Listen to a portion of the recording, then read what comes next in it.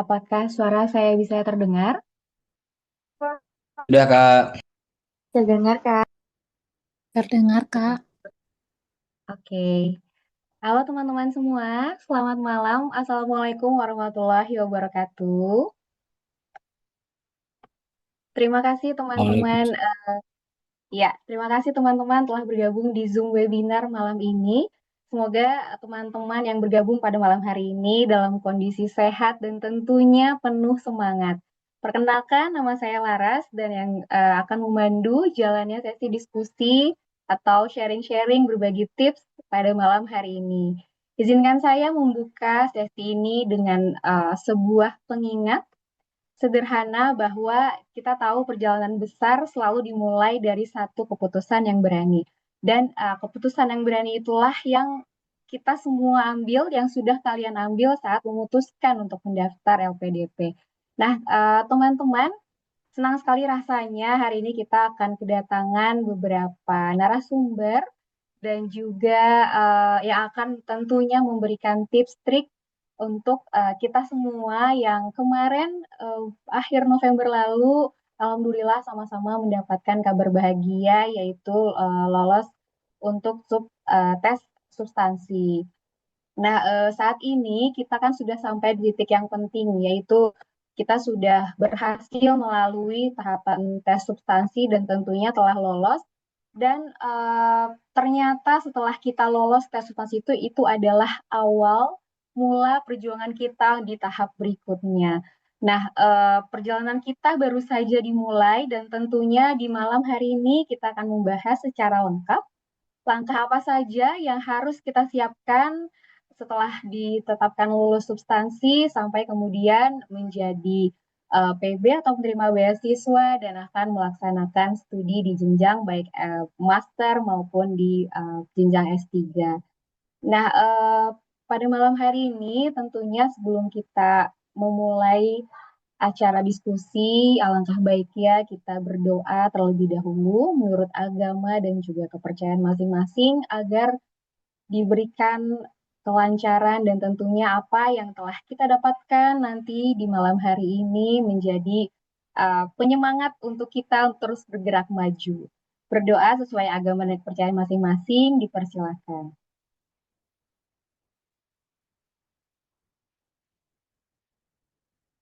Berdoa selesai. Nah, teman-teman semua yang telah bergabung di Zoom malam ini, sebelum kita memasuki acara atau sesi inti, kita akan mendengarkan sepatah dua patah kata dari mentor, admin, yang tentunya kita semua dipertemukan di malam hari ini oleh satu buah platform, yaitu Telering.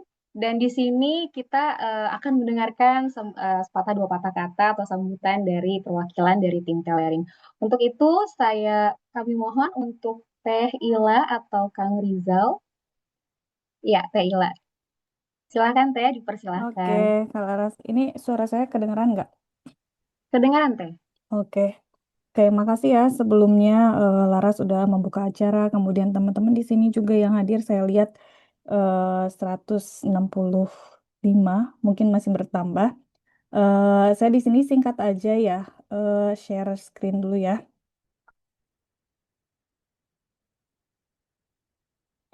Oke, ya jadi tadi betul ya apa yang di apa dikatakan oleh Kak Laras bahwa kita dipersatukan oleh Telering, kemudian banyak dari teman-teman yang memang udah melewati perjuangan kemarin-kemarin untuk mendaftar LPDP, kemudian sebetulnya ini adalah baru yang pertama, maksudnya teman-teman tuh akan melewati berbagai tahapan administrasi gitu ya, harus mengurus segala macam sampai nanti bisa berangkat atau menjalani studi. Nah, tapi di Telering ini, jadi awalnya kita hanya sharing informasi, kemudian belajar, kita saling menyemangati gitu ya.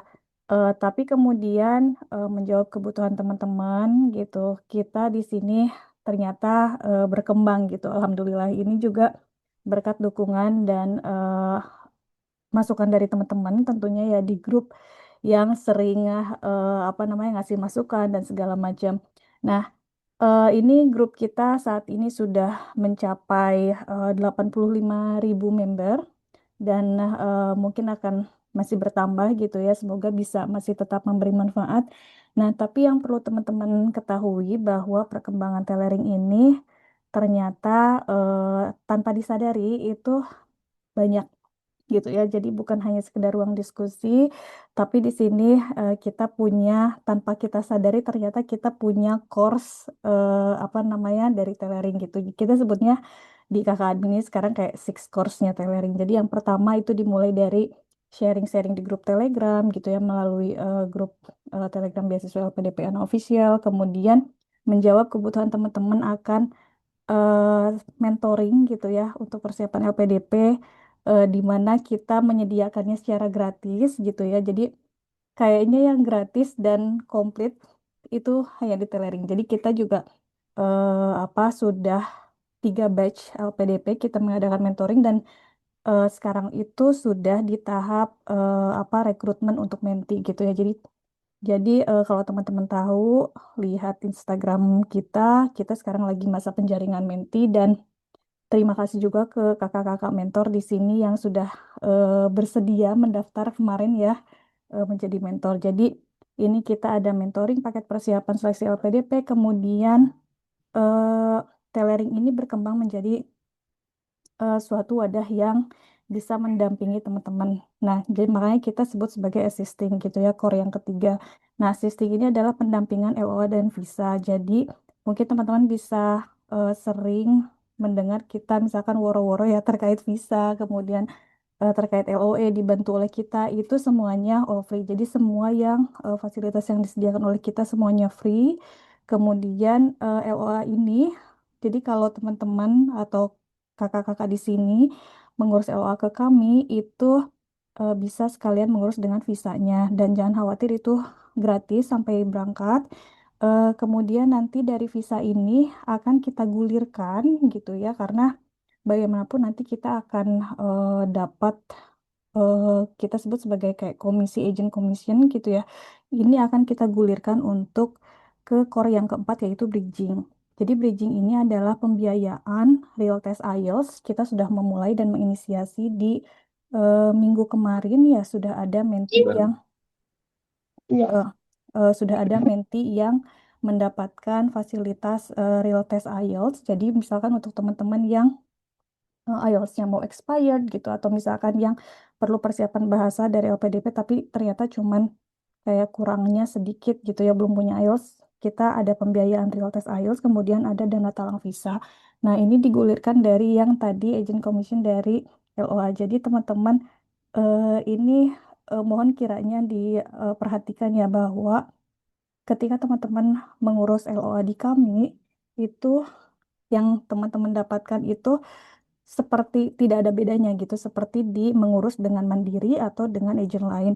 Bahkan di sini teman-teman mendapatkan manfaat yang lebih panjang gitu, yang lebih sustain karena untuk digulirkan ke menti-menti atau ke member-member Telegram gitu di apa di grup gitu ya, karena walaupun itu masih banyak yang meragukan kita gitu. Jadi kami kakak-kakak admin itu tidak apa tidak mengambil secara personal tapi kita gulirkan kembali si apa namanya si agent commission ini untuk yang tadi ya untuk pembiayaan real test IELTS dan dana talang visa. Jadi ada yang sudah menti tapi tidak percaya ke kita gitu ya untuk mengurus LOA juga banyak gitu ya. Tapi untuk kakak-kakak mungkin di sini yang belum punya LOA silahkan kami urus, kami dampingi gitu ya sampai visa dependennya, visa keluarganya juga. Dan nanti insya Allah dananya akan kita gulirkan untuk bridging gitu.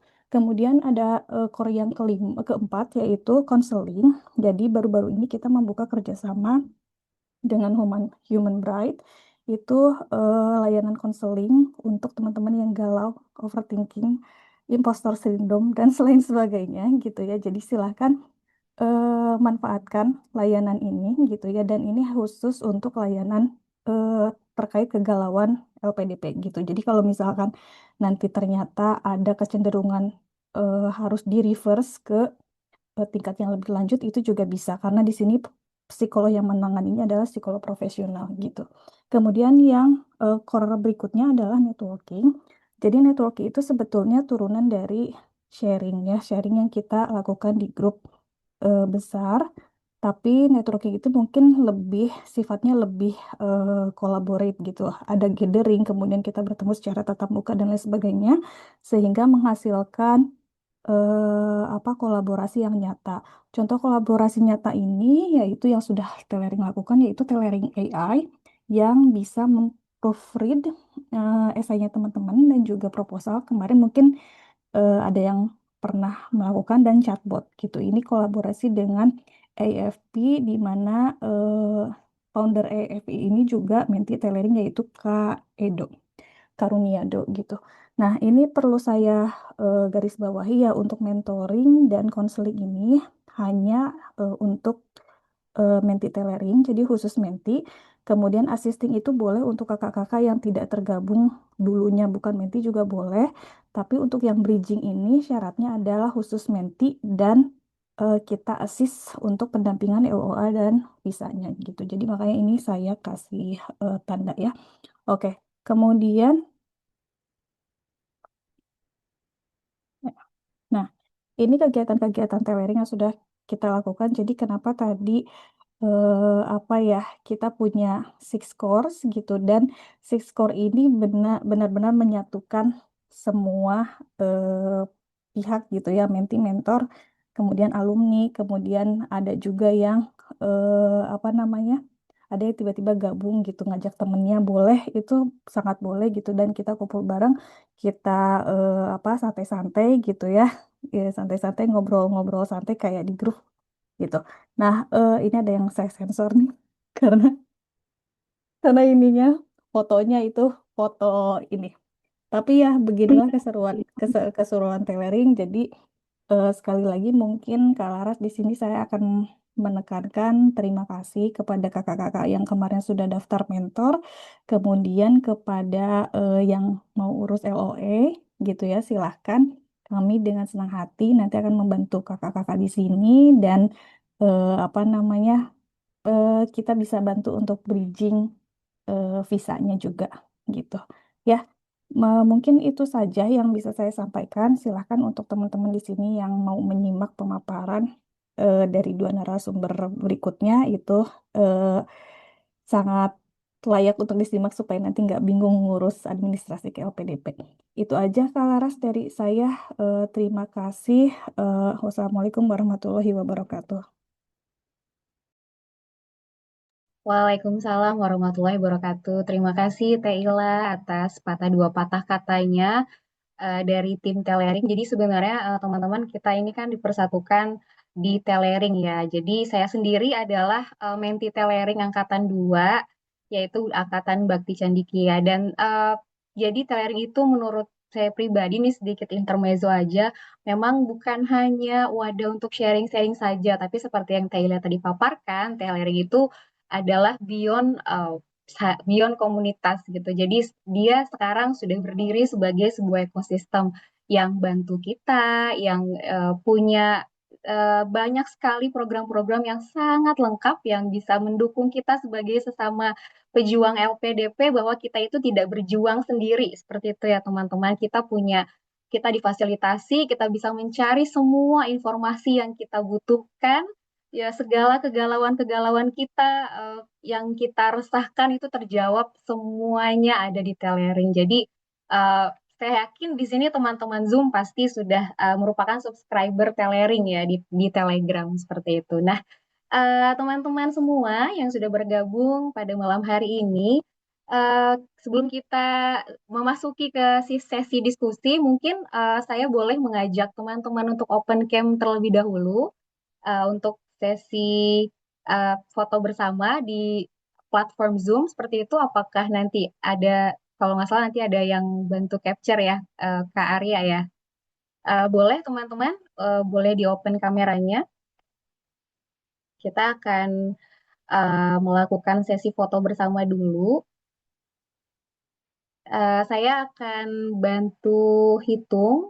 Ini kebetulan ada 5 page, jadi saya tidak tahu kakak-kakak ada di page berapa, tapi make sure kakak-kakak senyum dari page 1 sampai page 5 seperti itu ya. Oke, kita mulai. Satu, dua, tiga. Oke, eh, page berikutnya. Satu, dua, tiga.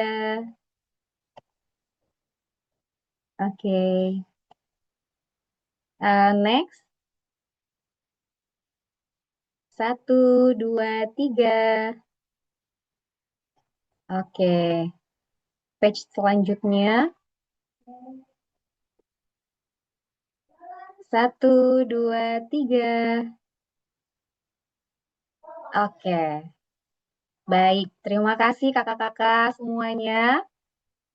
Nah, pasti kakak-kakak sudah tidak sabar ya untuk mendengarkan tips trik dari narasumber kita pada malam hari ini. Jadi sangat spesial sekali kita hari ini kedatangan dua speakers, dua narasumber yang merupakan awardee PDP dan tentunya adalah eh, tentu saja ini ya komunitas atau komunitas dari Telering itu sendiri. Nah, yang pertama kita sudah kedatangan Kak Vina Margareta Miguna. Beliau ini adalah awardee LPDP PK 263, betul ya Kak ya? Yang sedang menempuh Betul, Master, Kak. iya, Master of Clinical Research di Monash University. Nah, beliau akan membahas persiapan administrasi penting setelah kita dinyatakan lolos substansial PDP, termasuk bagaimana mengajukan PK, lalu mengajukan SP, LOG, CW, dan lain sebagainya. Lalu yang kedua, kita juga ada Kak Yusuf. Apakah Kak Yusuf sudah hadir? Oh iya, sudah ya. Saya sudah lihat di layar. Iya, selamat malam Kak Yusuf. Jadi Kak Yusuf ini adalah sama juga awardee LPDP PK 263 yang saat ini sedang menempuh studi doktoral pada Ilmu Administrasi Universitas Indonesia. Nah, jadi kalau dari Kak Yusuf sendiri, beliau akan berbagi pengalaman terkait dunia perkuliahan, persiapan keberangkatan, mulai dari mencari akomodasi, pencairan dana beasiswa, dan lain sebagainya. Oke, langsung saja kakak-kakak kita akan ke narasumber kita yang pertama, yaitu Kak Vina Margareta Miguna yang akan menjelaskan lebih detail lagi dan akan tentu saja sharing tips triknya. Kepada Kak Vina, dipersilakan. Asik, Kak Oktia. Selamat malam, teman-teman semua. Makasih udah bergabung sama Telaring pada hari ini ya. Eh, Sebenarnya materi aku cukup, gimana ya, sebenarnya bisa dibaca sama teman-teman semua, tapi mungkin biar kita bisa bahas bersama-sama. Kalau misalnya teman-teman ada pertanyaan, terutama teman-teman yang akan ke LN, boleh banget nanti tanyakan di akhir. Jadi pertama, selamat dulu pada teman-teman semua yang sudah berhasil lolos dari seleksi substansi LPDP dan akhirnya akan melanjutkan ke tahap berikutnya ya teman-teman. Jadi oke, pasca pengumuman apa yang harus dilakukan? Pertama banget, jangan lupa untuk bersyukur, berterima kasih sama Tuhan dan juga sama semua teman-teman dan keluarga yang udah dukung teman-teman semua yang bisa berada di tempat ini. Tapi teman-teman jangan lupa bahwa ini sebenarnya adalah baru satu permulaan dari studi teman-teman selanjutnya, karena akan masih banyak sekali yang harus dilewati dari administrasi maupun nanti pembelajaran yang aslinya ya. Jadi teman-teman juga sudah mendapatkan pengumuman ini. Jangan lupa untuk mendownload dua file yang udah diberikan oleh LPDP. Yang pertama untuk informasi pasca kelulusan yang isinya adalah link untuk teman-teman ikut webinar dari LPDP, webinar penyambutan. Di sana nanti teman-teman akan diberitahu kira-kira ada apa aja sih eh, yang layanan yang akan diberikan oleh LPDP dan juga ada berapa yang lulus segala macam kayak gitu informasi ya. Dan juga yang kedua jangan lupa teman-teman eh, download juga surat keterangan kelulusan seleksi substansi. Ini terutama buat teman-teman yang belum mendapatkan LOA untuk bantu untuk daftar ke PT tujuan dan juga sebagai pemberitahuan yang formal buat teman-teman memberitahu ke tempat kerja bahwa teman-teman telah lolos seleksi gitu. Tapi ini juga bukan tulisannya ada tulisannya ya, bukan jaminan untuk eh, pendanaan. Oke, setelah itu yang penting juga dilakukan langsung aktivasi akun e-beasiswa teman-teman yang bisa diakses di link EBES. Itu nanti kalau login dengan login LPDP teman-teman, nanti akan ada dua pilihan, pilih yang e-beasiswa. Di e-beasiswa ini nanti akan ada isi profil dulu pertama, nama dan pokoknya identitas biasa ya. Terus kemudian yang kedua yang harus teman-teman lakukan adalah unduh dan baca semua panduan yang diberikan oleh LPDP. Jadi ada di sini nih panduan dan kebijakan. Di scroll aja, jangan lupa yang paling penting buat teman-teman baca pertama kayaknya yang panduan CPB. Panduan calon penerima beasiswa dan alumni. Dan juga kalau mau semuanya sih harusnya dibaca. Karena sebenarnya semua informasi yang udah disampaikan juga akan ada di dalam buku panduan dan akan ada di webinar LPDP dan juga nanti diulang lagi di PK gitu. Oke, setelah itu nanti teman-teman mungkin di sini udah ada yang ada LOA dan ada yang belum ada LOA. Kalau udah ada LOA, berarti step selanjutnya adalah untuk mengajukan PK atau persiapan keberangkatan. Dengar-dengar sih offline ya sekarang, tapi aku waktu kemarin online. Dan yang kedua adalah melanjutkan administrasi beasiswa sampai selesai, sampai dapat LOG. Kalau misalnya belum ada LOA, berarti step pertama yang harus cari adalah mendapatkan LOA dulu tadi dengan statement letter yang ada bisa di-download di page pendaftaran beasiswa ataupun nanti ada letter of sponsorship-nya. Oke, kalau teman-teman udah punya LOA, berarti tinggal daftar PK. Nanti di dalam tadi di EBES bagian administrasi beasiswa ada tulisan pendaftaran PK, persiapan keberangkatan. Di situ ini teman-teman wajib udah punya LOA sebagai salah satu syarat yang harus diupload dan juga nanti teman-teman akan diminta untuk mengisi surat pernyataan mengikuti PK. Nanti teman-teman harus tanda tangan di atas materai bahwa akan mengikuti materi PK dan mengikuti peraturan-peraturannya. Ini nanti kira-kira 1 sampai 7 hari kerja akan keluar kira-kira dapat batch PK berapa dan nanti bentukannya kayak gini tinggal masuk ke grup WhatsApp yang nanti ada Kemenkeu-nya dan nanti diberikan instruksi dari sana. Oke, untuk teman-teman yang belum punya LOA, terutama teman-teman yang mau studi ke LN, bisa juga dibantu oleh Telaring, tadi seperti yang udah disampaikan oleh Teh Ila. Jadi, terutama untuk tujuan UK, Australia, dan juga Irlandia, semuanya bebas biaya. Aku juga pas kemarin daftar LOA dan visanya dibantu sama Telaring dan semuanya lancar.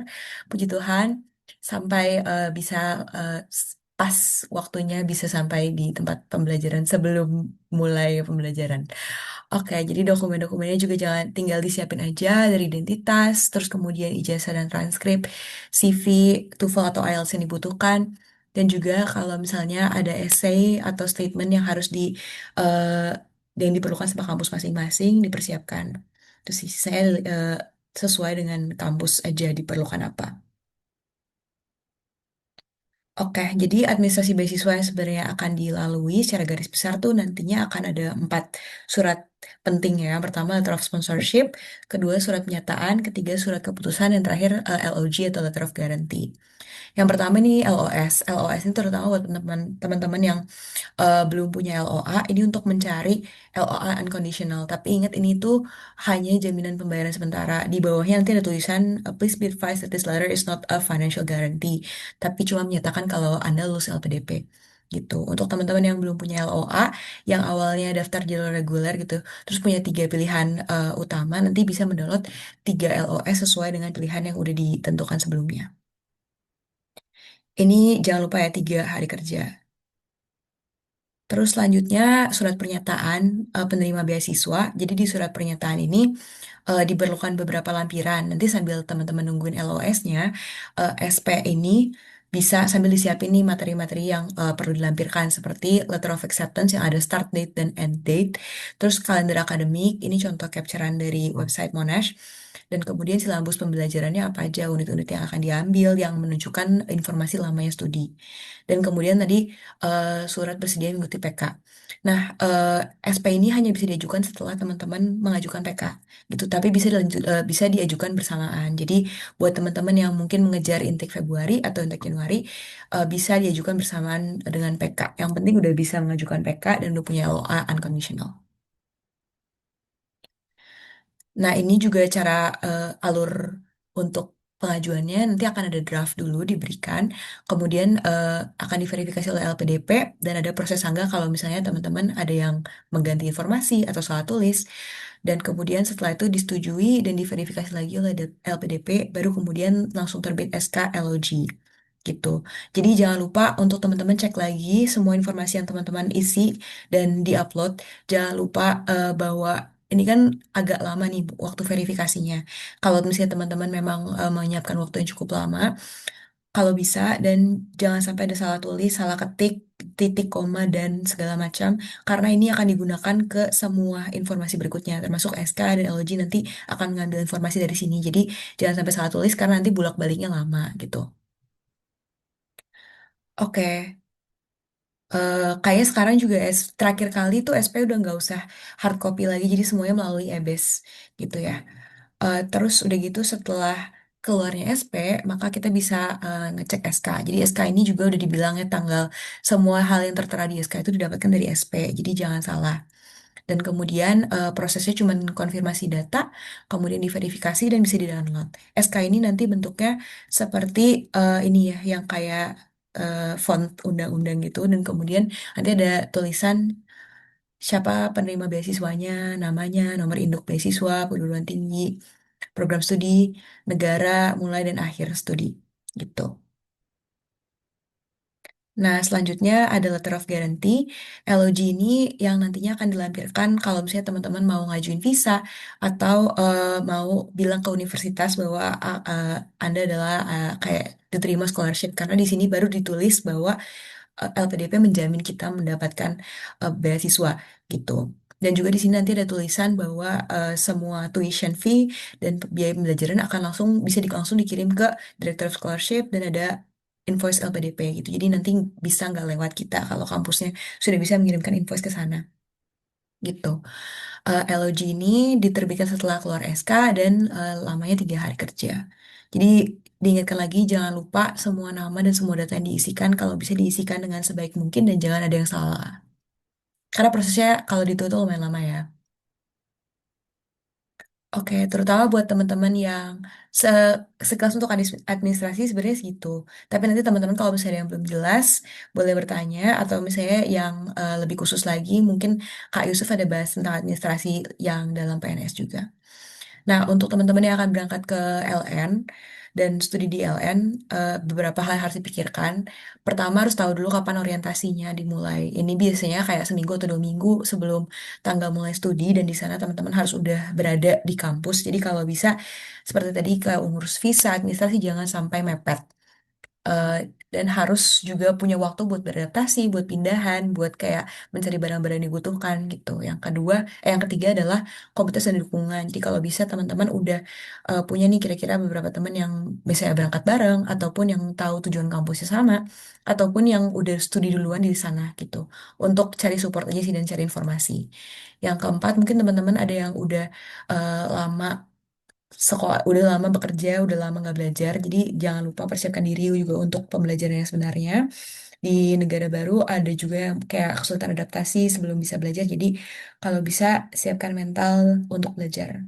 Terus kemudian ada biaya-biaya juga yang mungkin harus teman-teman cover dulu sebelum nanti diminta di reimburse karena menunggu LOG juga, karena baru setelah mendapatkan LOG teman-teman bisa mengajukan proses reimburse dan yang lain-lain yang sesuai dengan panduan nantinya. Dan kemudian pikiran juga akomodasi di sana bakal bakal kayak gimana.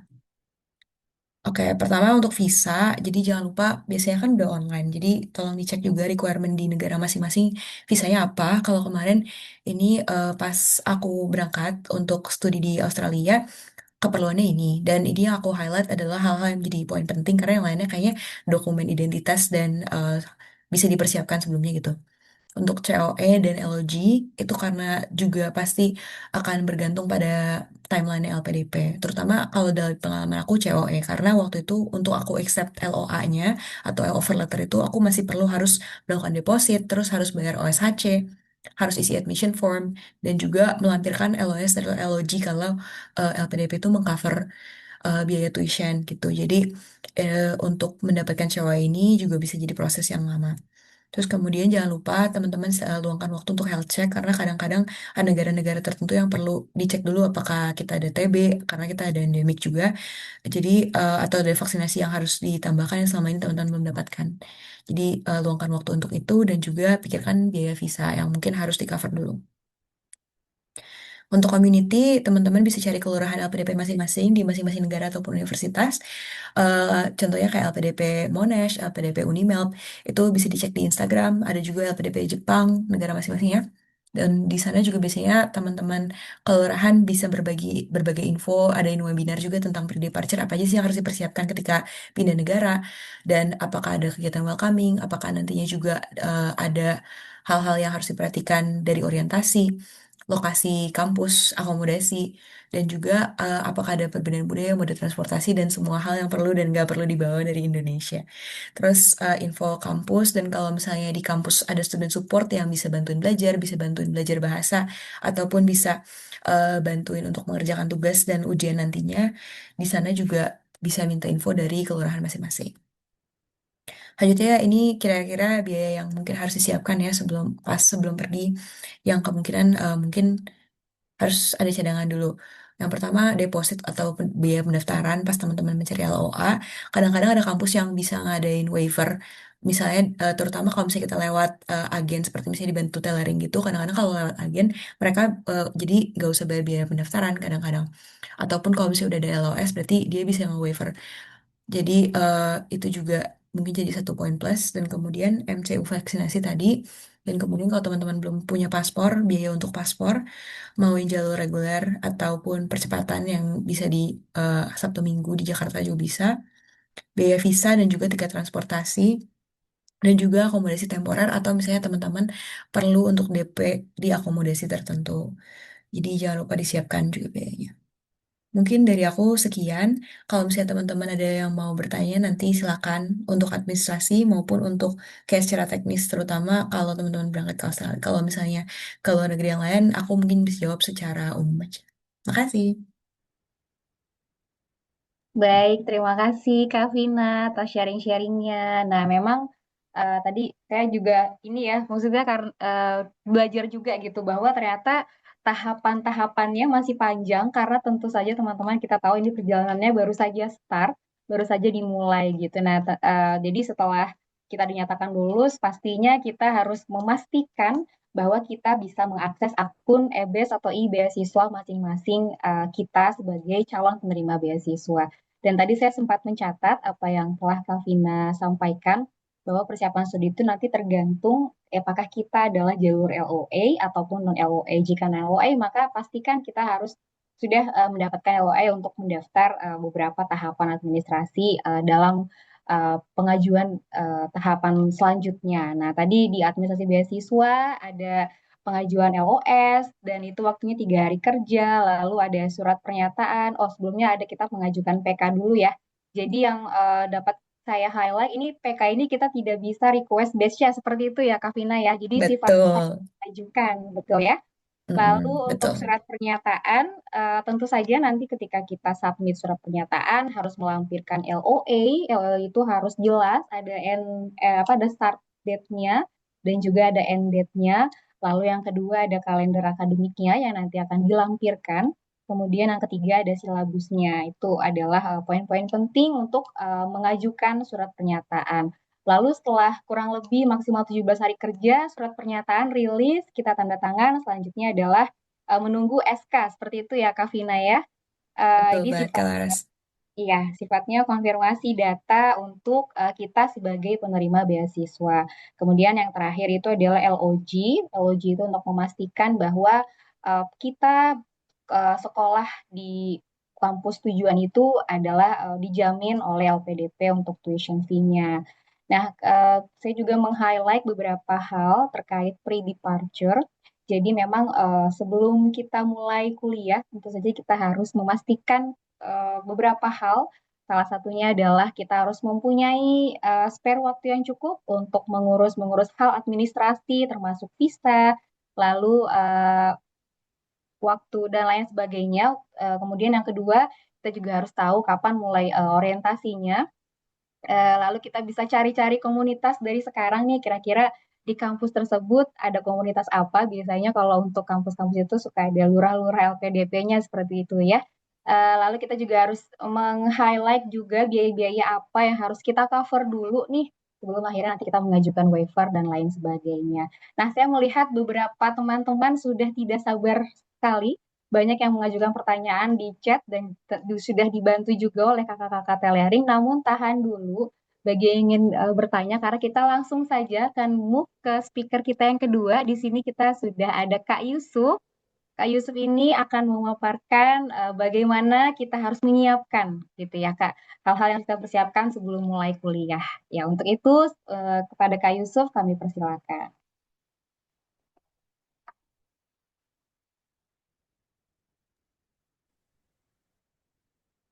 Baik, Assalamualaikum warahmatullahi wabarakatuh. Waalaikumsalam warahmatullahi wabarakatuh. Selamat malam Mbak Tia, Mbak Vina, dan teman-teman semuanya. Semoga dalam keadaan sehat walafiat. Sebelumnya saya ucapkan terima kasih eh, atas kehadiran teman-teman semuanya sudah meluangkan waktu untuk hadir di sini ya. Eh, saya ucapkan selamat kepada teman-teman semuanya yang lolos LPDP di tahap 2 2025. Teman-teman semua keren banget bisa lolos di tahun yang passing grade-nya sangat tinggi ya. Wah, luar biasa. Dan saya yakin teman-teman semua masih masih merasa senangnya masih ada ya. Bahagia, bangga itu masih masih terasa sampai sekarang. Nah, mudah-mudahan rasa bahagianya awet sampai nanti, sampai lulus dan seterusnya. Baik, teman-teman semuanya, saya akan melanjutkan dan melengkapi paparan dari Mbak Vina mengenai bagaimana apa yang harus kita lakukan setelah lolos LPDP. Oh ya, sedikit informasi, saya adalah alumni mentoring tailoring di 2024 dan lolos LPDP batch 1 2025. Jadi walaupun mungkin pengalaman saya belum banyak, tapi masih fresh ya, masih beberapa bulan yang lalu. Jadi mudah-mudahan masih relevan untuk saya share kepada teman-teman.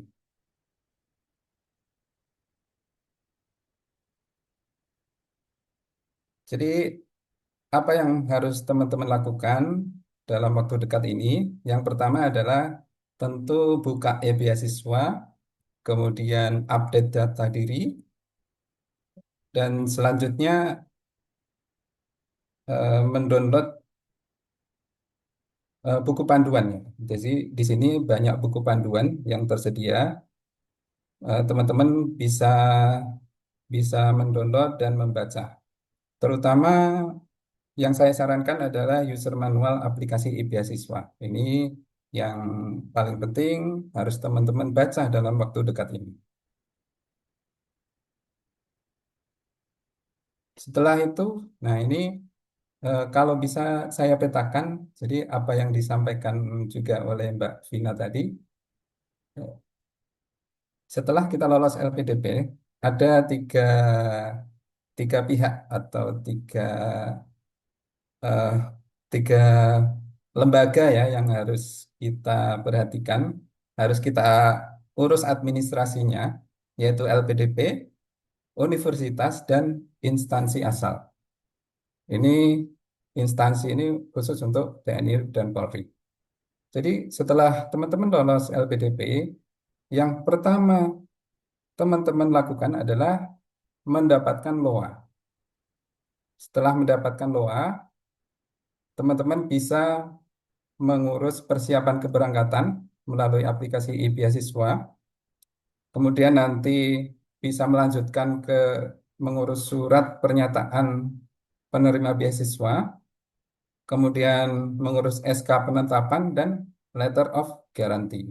Nah, kalau sudah dapat LOG ini, letter of guarantee ini ada, ini teman-teman bisa sedikit lega ya, karena ini adalah titik di mana teman-teman bisa menja- berubah status menjadi penerima beasiswa, bukan lagi calon penerima beasiswa. Nah, setelah mendapatkan LOG, LOG ini bisa digunakan untuk didaftarkan di universitas. Tujuannya apa? Agar universitas nanti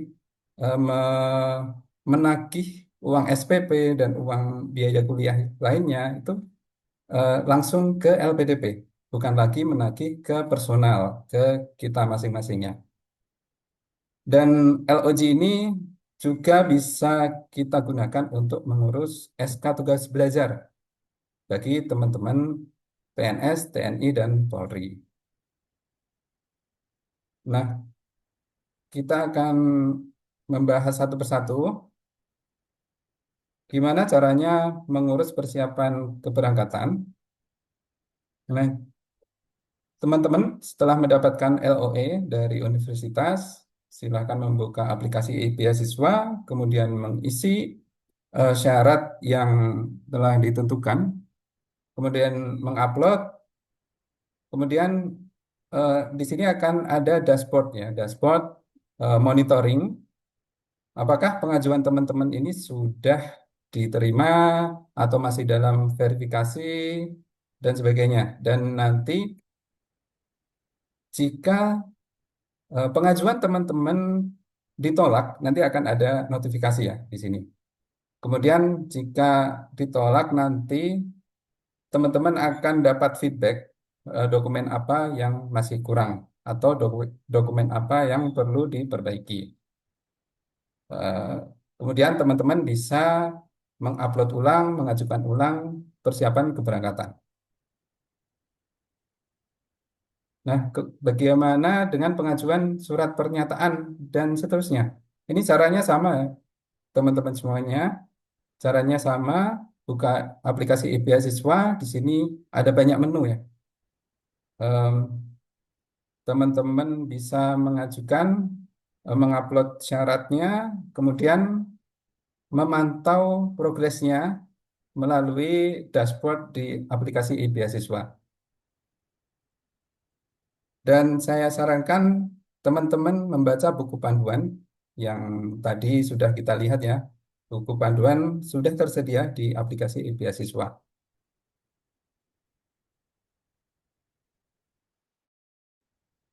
Nah, jadi kalau kita ringkas, apa sih yang harus kita urus di LPDP sebelum kita memulai kuliah? Yang pertama adalah mempersiapkan, mengajukan persiapan keberangkatan. Ini dokumen yang diperlukan adalah LOE dan surat pernyataan mengikuti PK. Kemudian selanjutnya adalah surat pernyataan. Kemudian teman-teman ajukan lagi SK penetapan. Kemudian kalau SK penetapan sudah, teman-teman bisa mengajukan LOG.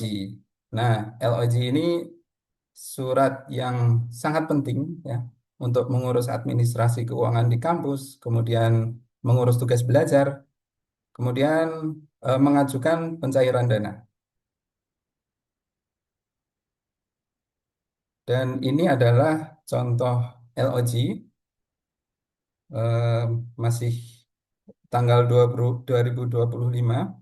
Jadi ini untuk yang luar negeri sebelah kiri, yang sebelah kanan ini adalah yang dalam negeri. Nah, buat teman-teman yang tugas belajar, buat teman-teman yang PNS, TNI, dan Polri, ini teman-teman harus juga memperhatikan bahwa teman-teman harus mengajukan usulan tugas belajar. Silakan teman-teman menghubungi bidang SDM di instansinya masing-masing ya.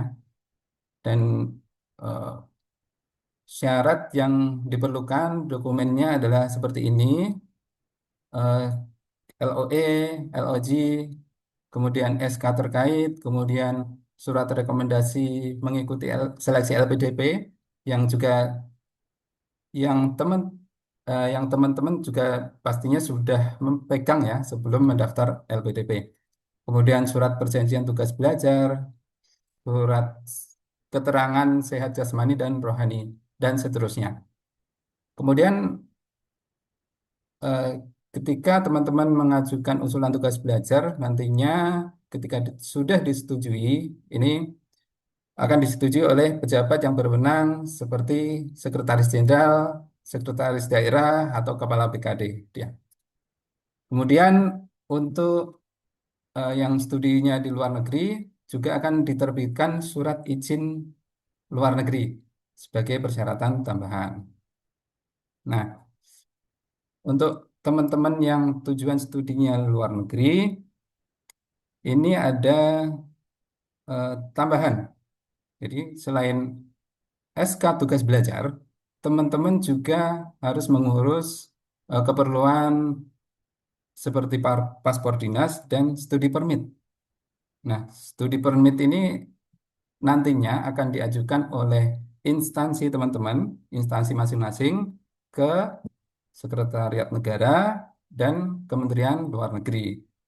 Nah, biasanya dokumen yang diperlukan adalah foto dengan background putih dan blazer, kemudian KTP, kartu keluarga, kartu pegawai, dan seterusnya. Nah, nanti nantinya SP itu student permit itu diterbitkan oleh Sekretariat Negara.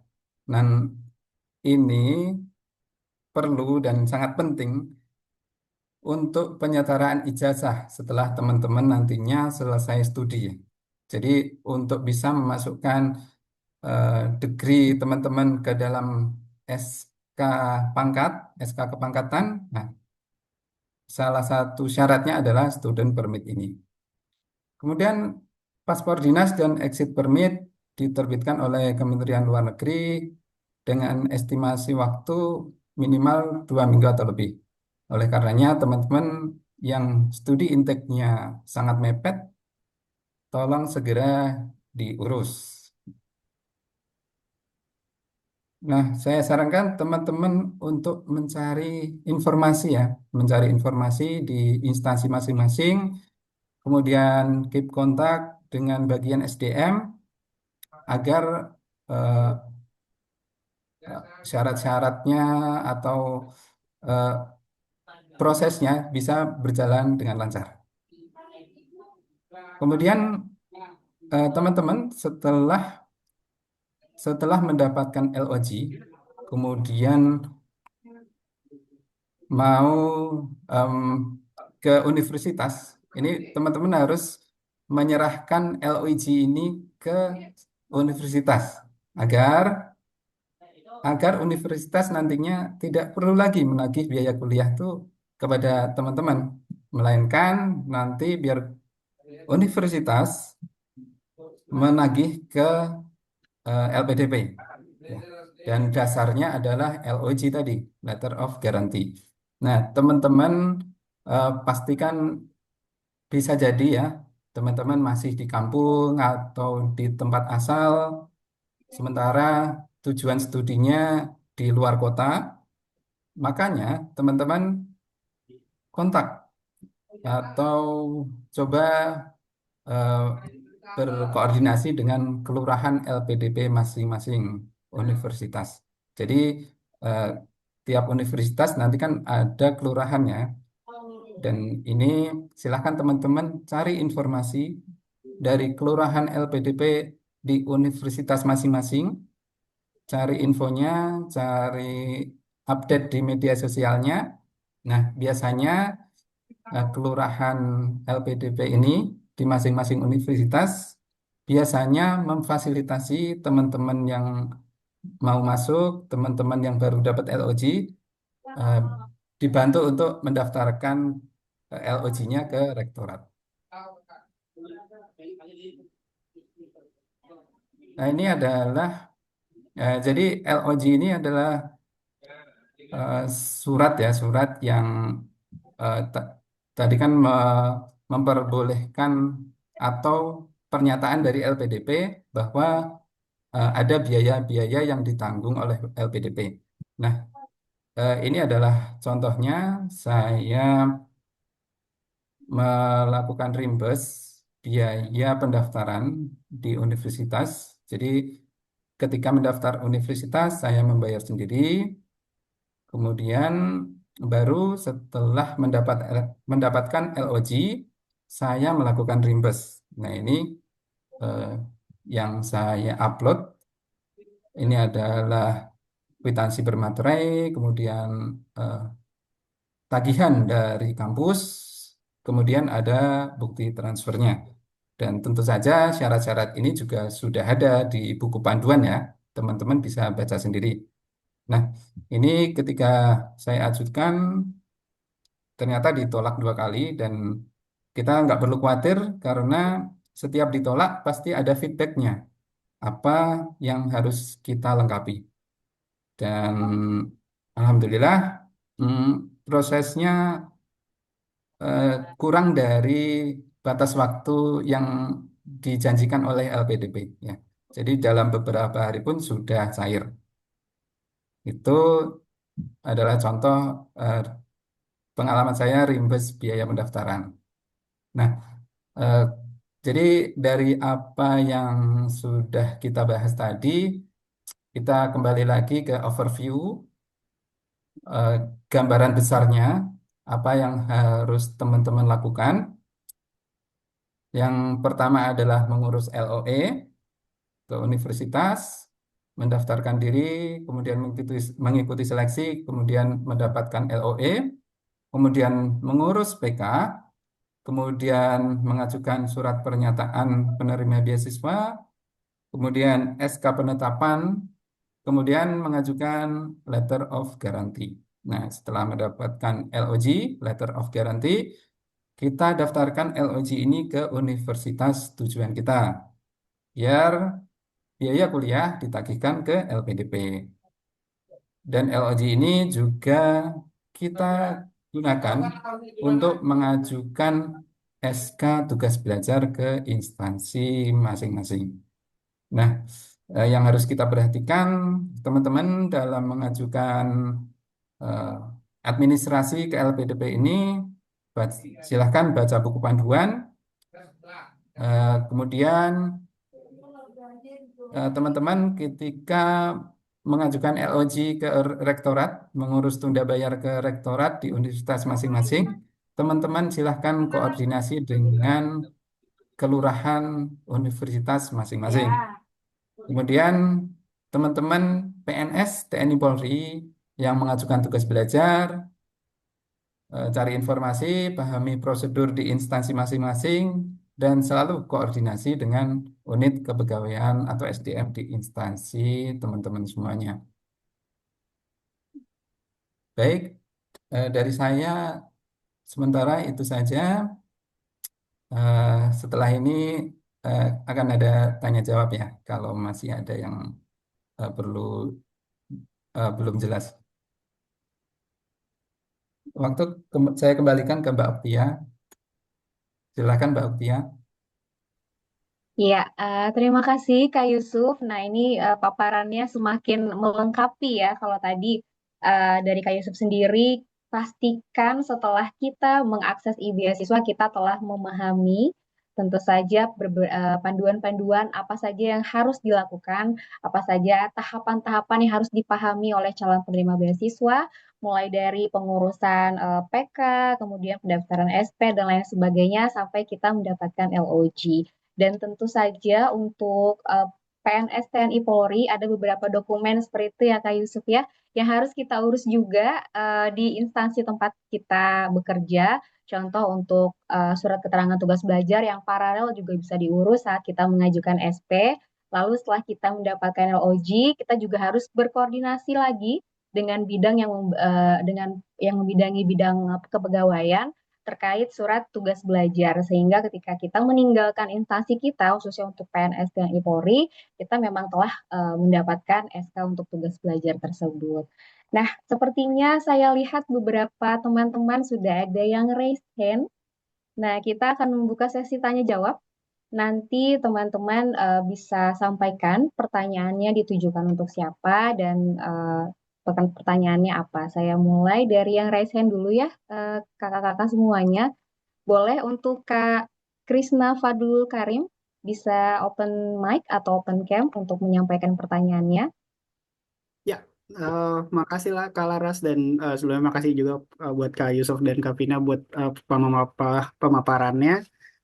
Izin nanya Kak, buat Kak Vina dan Kak Yusuf, sebetulnya untuk PK itu prosesnya berapa lama dan apa prosesnya ya Kak? Maksudnya kan kalau dari penjelasannya tadi ada surat pernyataan yang harus kita tanda tangani yang menyatakan bahwa kita bersedia mengikuti PK. Itu secara umum sebetulnya PK itu seperti apa sih Kak? Gitu. Terima kasih.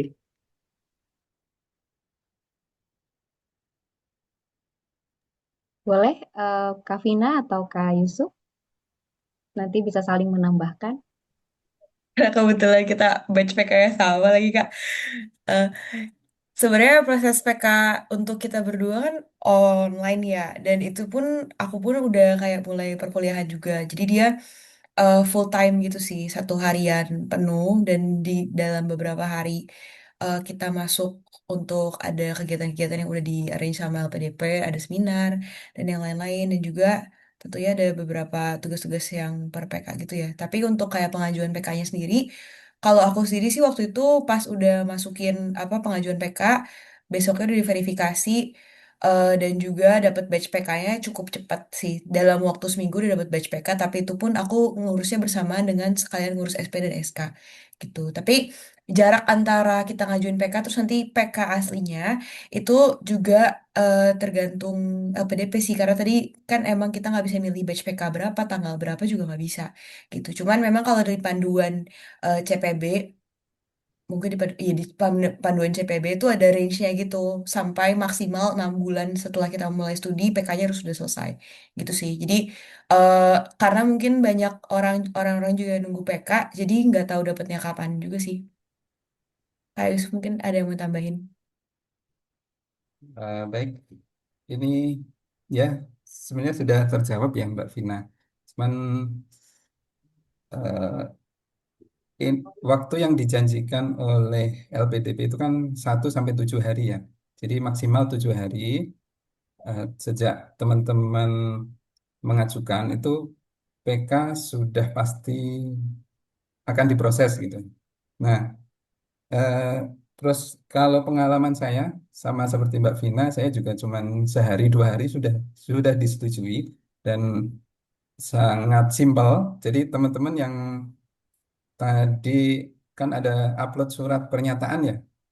Surat pernyataan itu ya simpel aja. Nanti kita download formnya, kita isi, kita tempelin materai, kita scan, kita upload, sudah gitu. Simpel banget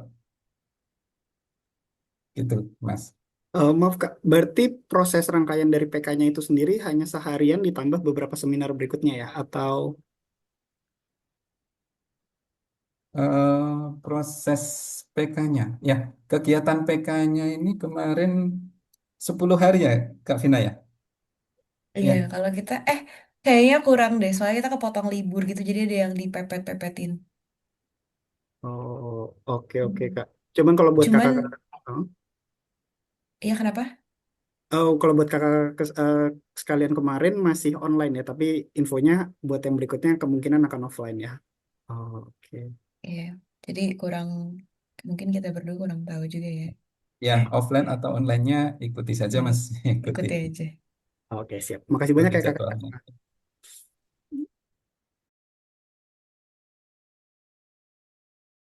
Baik, terima kasih. Selanjutnya ada Kak Hani yang sudah raise hand. Boleh di open mic, Kak. Silahkan diajukan pertanyaannya. Halo, selamat malam, Mas Yusuf dan Mbak Vina. Halo? Iya, terdengar Kak. Oh, terdengar ya, maaf. Saya pikir, oke, saya ada beberapa pertanyaan, tapi mungkin 2 atau 3 yang akan saya tanyakan. Yang pertama untuk Mbak Vina, tadi disebutkan kalau kalau penerima beasiswa harus bersiap-siap untuk pembelajaran di kampus luar negeri. Kebetulan saya diterima di Australia. Ah, apakah saya boleh tahu apa kira-kira hmm, culture belajarnya mereka itu tuh seperti apa di kelas?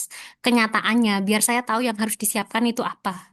Karena pandangan saya kuliah di Indonesia kan ya seperti itu ya. Jadi apakah perbedaan besarnya itu seperti apa? Dan yang disiapkan untuk untuk itu tuh apa gitu, Kak? Kemudian boleh satu lagi, Kak. Yang kedua,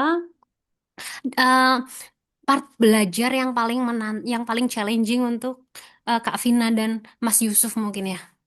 Siapa tahu menjadi bahan pembelajaran untuk saya nantinya waktu belajar karena sudah jauh-jauh ke Australia dan pakai LPDP, saya pengennya kan yang terbaik ya belajarnya. Begitu. Satu lagi boleh, Mbak Moderator. Ini yang terakhir.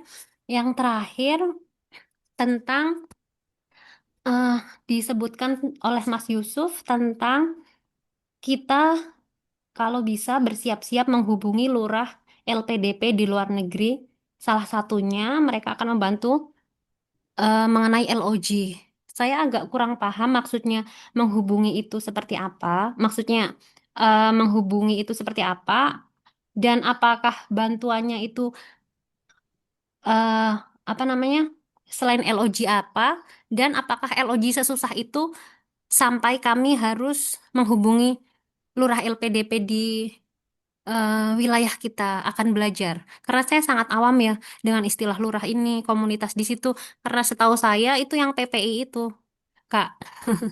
Begitu. Terima kasih. Baik, terima kasih Kak Hani. Ada 3 pertanyaan tadi ya. Pertanyaan pertama spesifik untuk Kak Vina terkait cara belajar, bagaimana untuk adaptasi belajar di kampus di Australia. Kemudian yang kedua untuk Kak Vina dan Kak Yusuf, part belajar yang paling challenging ini apa sih? Karena tentu saja kita sebagai calon penerima beasiswa dan nantinya akan menjadi PB, penerima beasiswa akan berusaha terus untuk memberikan yang terbaik. Kemudian yang ketiga, menghubungi untuk lurah LPDP itu dalam dalam konteks apa, sejauh mana kita harus menghubungi terkait LOG kepada lurah LPDP. Kepada Kak Yusuf dan Kak Vina dipersilahkan.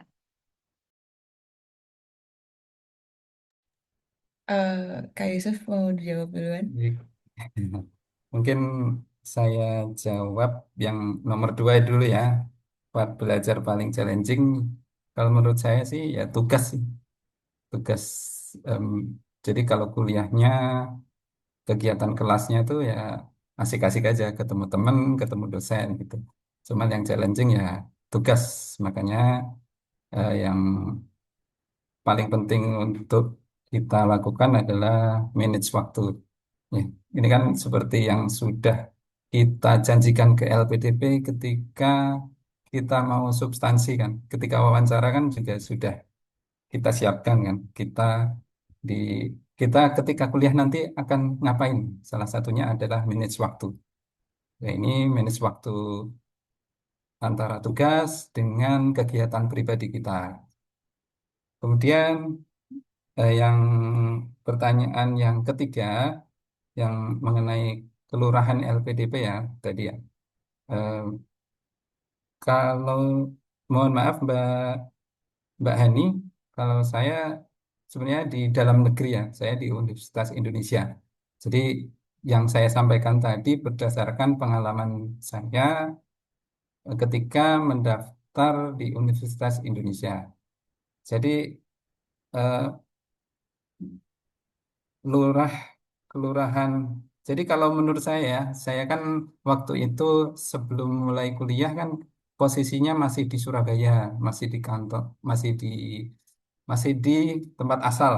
Nah, sementara UI kan di Depok ya.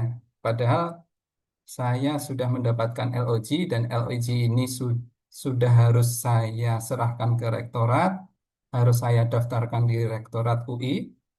Nah, saya kan otomatis harus pulang pergi ke Universitas Indonesia, pulang pergi ke Jakarta, hanya untuk mendaftarkan LOG ini. Padahal itu nanti di sana belum tentu langsung diterima kan, belum tentu langsung eh, apa ya terverifikasi berhasil gitu ya. Makanya eh, ada kan ada kakak-kakak tingkat nih, kakak tingkat kita yang sudah ada di universitas tujuan, sudah ada di UI. Makanya mereka berinisiatif membantu melalui kelurahan-kelurahan itu ya. Mereka berinisiatif membantu teman-teman yang belum datang ke universitas, sini LOG-nya kami bantu untuk didaftarkan di rektorat.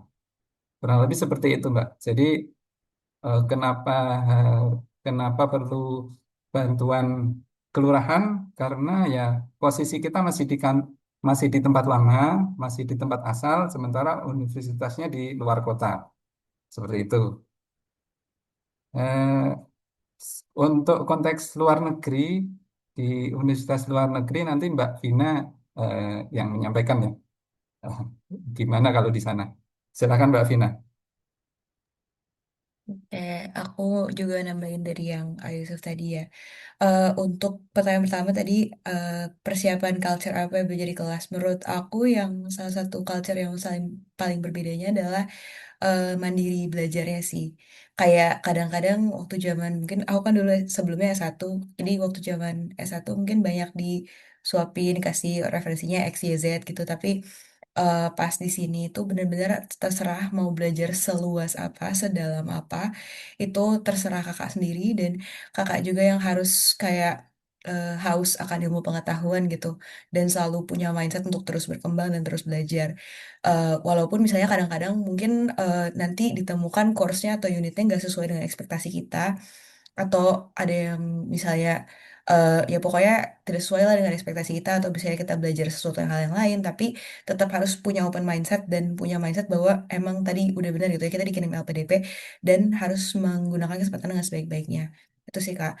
Dan di sini menurut aku guru-gurunya sangat-sangat welcome banget buat semua hal yang ingin dipelajari dan sangat welcome untuk semua pertanyaan. Dan jadi nggak ada pertanyaan yang bodoh, nggak pernah di kayak marah-marahin kalau misalnya bertanya emang nggak tahu, ya udah nggak apa-apa tanya aja, karena mereka semua juga sangat pro untuk mengajar dan pengen kita belajar yang sebanyak-banyaknya gitu sih. Part paling challenging-nya, oh bersyukur juga tadi tentang manajemen waktu, untuk bersyukur sama LPDP juga yang sudah membiayai, jadi nggak usah pusing-pusing sambil part time gitu. Eh, tapi part yang paling challenging juga adalah untuk ini kali ya, memotivasi untuk terus belajar walaupun capek ataupun walaupun nanti ada tantangannya sendiri, walaupun kadang-kadang susah dan nggak ngerti. Mungkin kadang-kadang susah juga mencari teman-teman yang buat belajar gitu yang bersama, karena cenderung di sini culture-nya sangat individualis sih Kak, kalau boleh jujur. Jadi benar-benar everyone for themselves, dan kadang-kadang mungkin nggak banyak orang yang bisa diajak belajar bareng atau kayak gitu. Jadi itu hal yang juga bisa menjadi challenge. Untuk kelurahan, selain jadi temen kayak komunitas, kakak kalau misalnya aku sih di Monash kayak dibantuin banget sama kelurahan untuk misalnya kayak teman-teman yang nggak tahu mau nyari akom di mana, itu bahkan bisa minta tolong, karena kadang-kadang ada kakak yang misalnya sebelumnya pernah punya akom di Clayton atau di dekat kampus gitu, terus misalnya ada yang lagi nyari akom temporary atau misalnya mau cari akom yang bisa 1 tahun, 1,5 tahun, atau sampai selesai studi, itu mereka juga share di grup gitu. Jadi untuk kebutuhan akomodasi, terus kalau kadang-kadang juga kita kan harus buat laporan studi.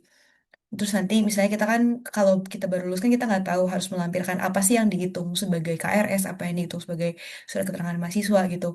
Nanti bisa juga membantu untuk kayak pencairan LPDP segala macam sih. Lebih ke teknis kampus masing-masing, terutama kalau kelurahan kampus ya.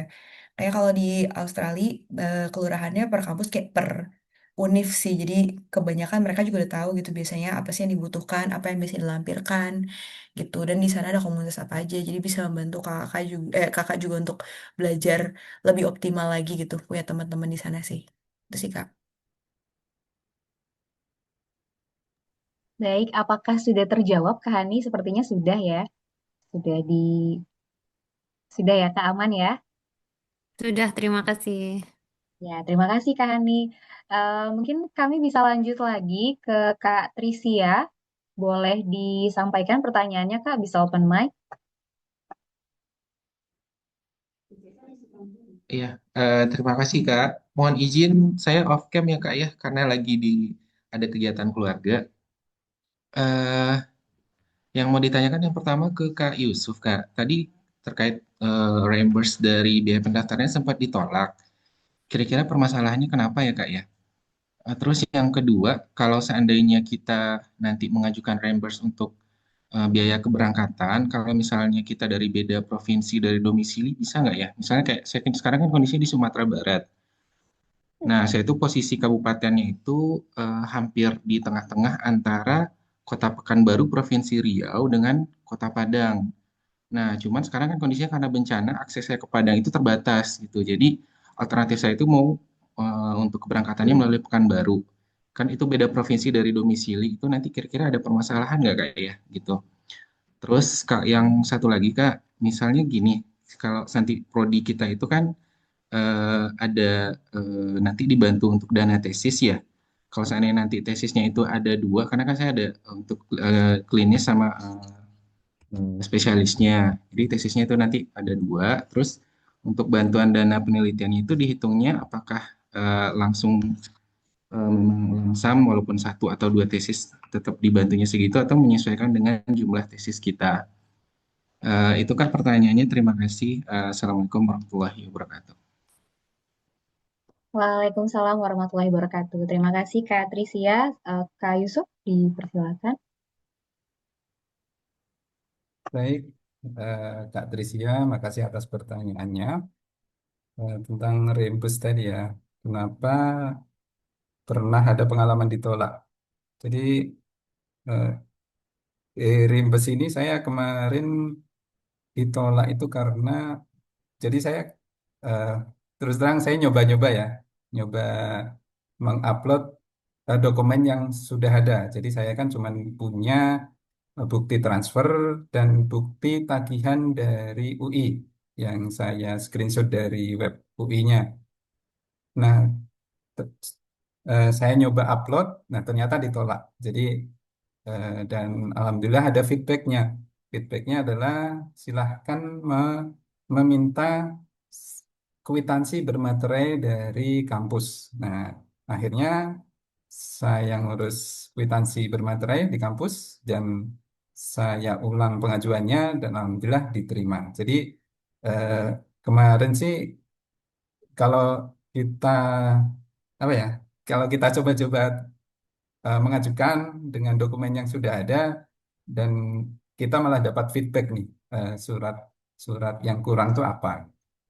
Jadi teman-teman nggak perlu khawatir juga kalau waktu apa ya nggak ngejar deadline, waktu nggak butuh duit-duit yang cepat gitu, apa teman-teman bisa nyoba dengan dokumen yang sudah ada.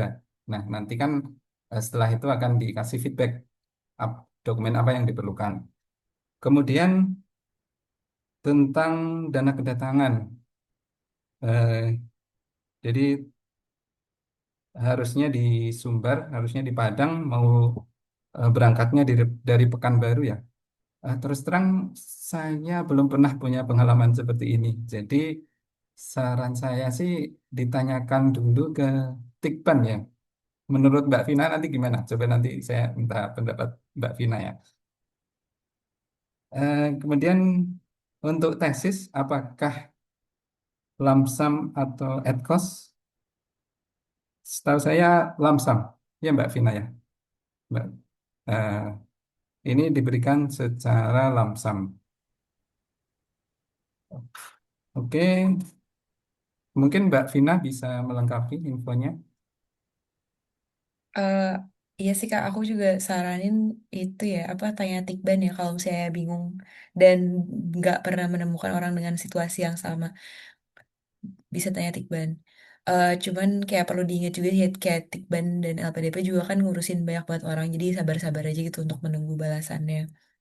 Terus iya sih, di panduan CPB itu, salah, di panduan pencairan dana beasiswa, dana keuangan beasiswa juga teman-teman bisa baca itu ada setiap komponen pembiayaan berapa dan dalam kursnya apa gitu. Kalau misalnya kayak uang buku, terus uang tesis, terus uang seminar, seminar internasional, publikasi itu juga lamsam. Tapi kalau misalnya buat yang LA gitu kan biasanya dia sesuai dengan biaya hidup masing-masing. Ya, apakah sudah terjawab Kak Trisia?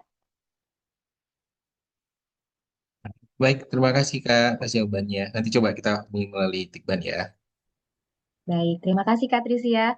Selanjutnya, ini saya tadinya pengen pilih yang di chat, tapi ternyata sudah banyak terjawab ya oleh kakak-kakak admin dan dari Telering. Mungkin saya lanjut saja ke yang raise hand terlebih dahulu. Di sini ada Kak Novira. Kak Novira bisa open mic untuk mengajukan pertanyaannya. Oke, baik. Selamat malam, Mbak Vina sama Mas Yusuf. Pertama saya mau nanya ke Mbak Vina ya. Saya lulus di Monash, dia akan mulai start di 2 Maret. Nah, untuk orientasi yang tadi Mbak Vina sebutin, itu kira-kira berapa minggu sebelumnya ya, berdasarkan pengalaman Mbak.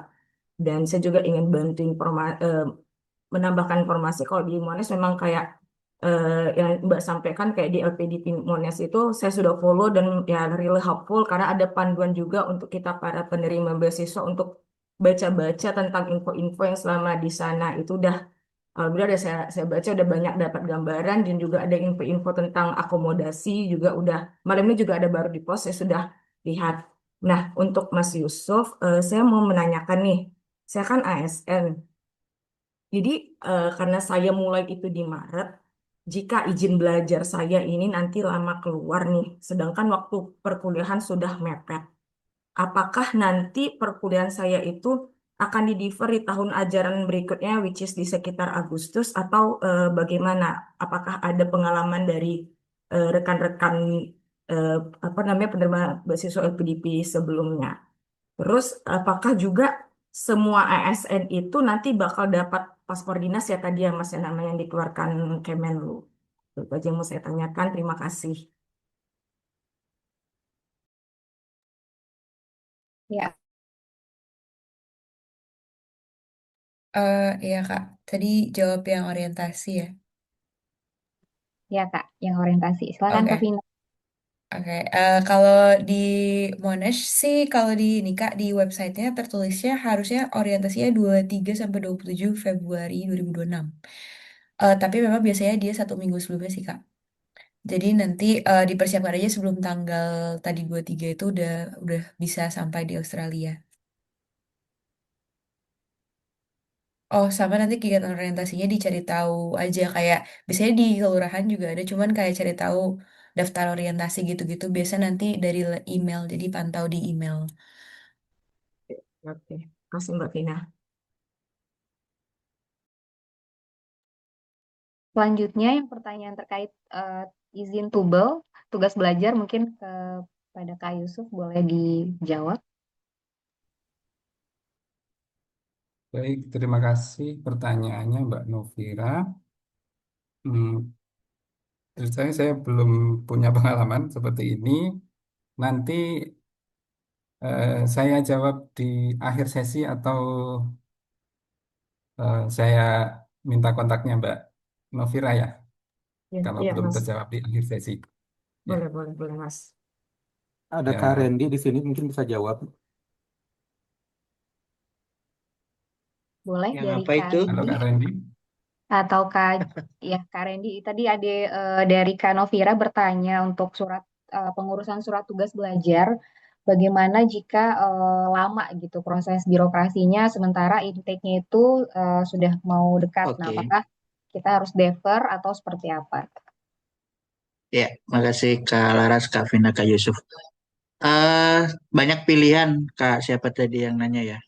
Defer yang disebut Kak Laras boleh jika memungkinkan. Atau yang kedua, kalau nggak memungkinkan untuk defer karena kebijakan kampus, pakai istilahnya surat pengganti. Surat keterangan bahwa surat tubel dalam proses. Nah, gimana itu istilahnya? Pokoknya instansi atau biro SDM-nya jadi kerja double. Kak siapa tadi yang nanya gitu ya. Jadi Kak yang Novira, harusnya mungkin ya Kak Novira gitu ya. Jadi sampaikan ke Biro SDM instansinya apakah berkenan kerja double 2 kali atau tidak gitu ya. Kalau misalnya Biro SDM-nya tidak berkenan, mau nggak mau Kak Novira harus defer gitu ya. Kan mereka nggak mau capek 2 kali gitu ya.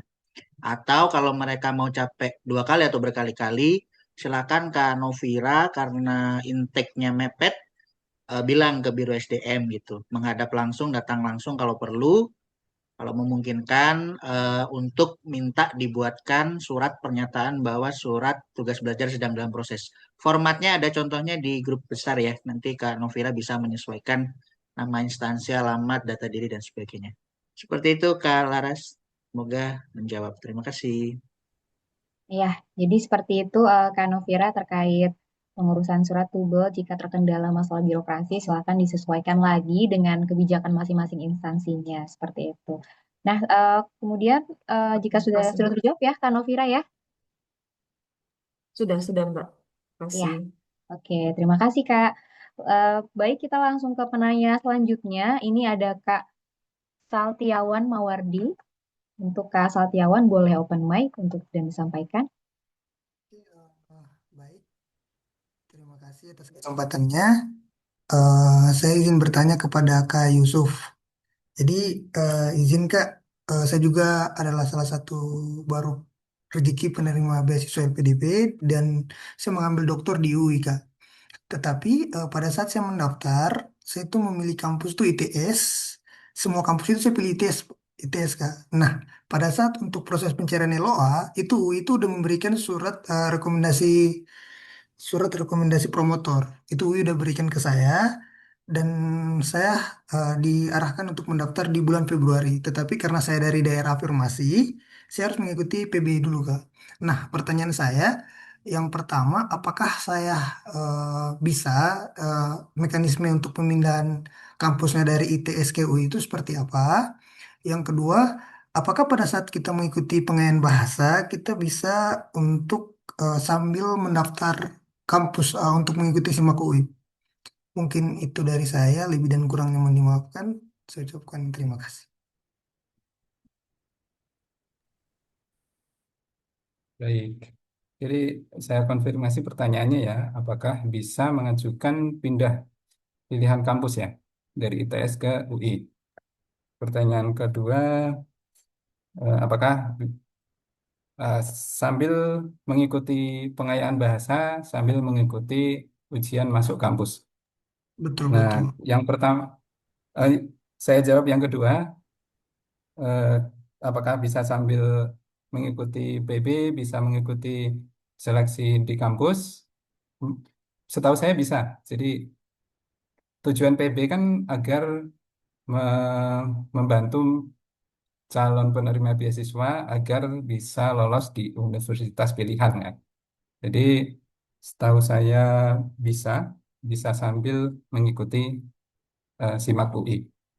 Untuk yang kedua, apakah bisa pindah universitas tujuan di aplikasi e-beasiswa di situ ada menu ya, menu untuk mengajukan pindah universitas.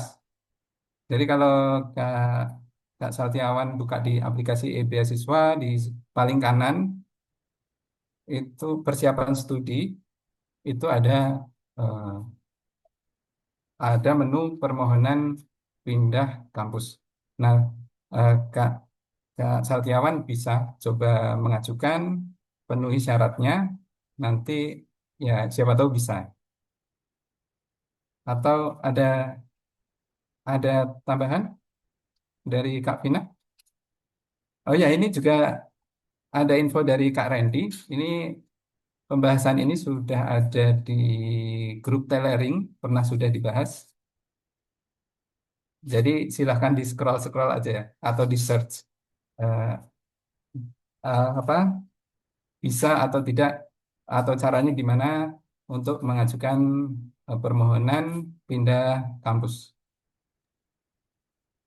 Ya, Demikian Mas Saltiawan, apakah sudah terjawab?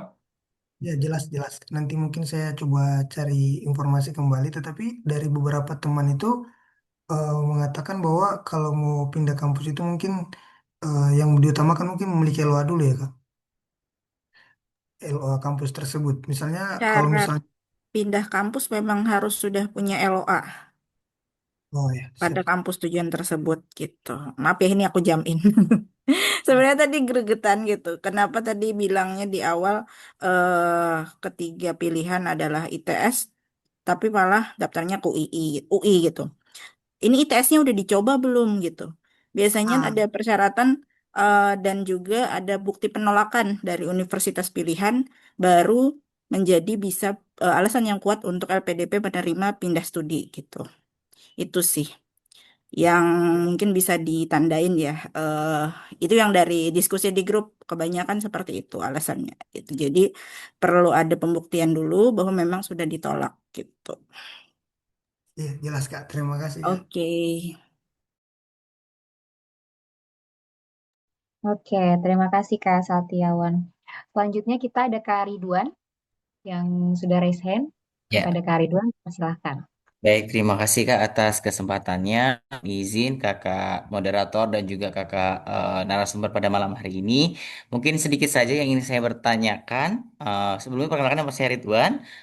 Studi saya di Universitas Negeri Yogyakarta, program doktoral, program studi manajemen pendidikan, Kak. Nah, saya mungkin sedikit saja bertanya terkait reimburse tadi, Kak. Nah, tadi sampaikan reimburse itu salah satunya reimburse dana pendaftaran, begitu, Kak ya. Namun di kampus tujuan saya itu selain dana pendaftaran juga, ketika kemarin itu melakukan defer LOA itu juga dikenai biaya, begitu, Kak. Ketika waktu mendaftar kampus. Nah, itu nanti apakah khusus eh, biaya sudah saya keluarkan untuk defer LOA itu bisa direimburse ke LPDP atau hanya khususon dana pendaftaran saja, Kak?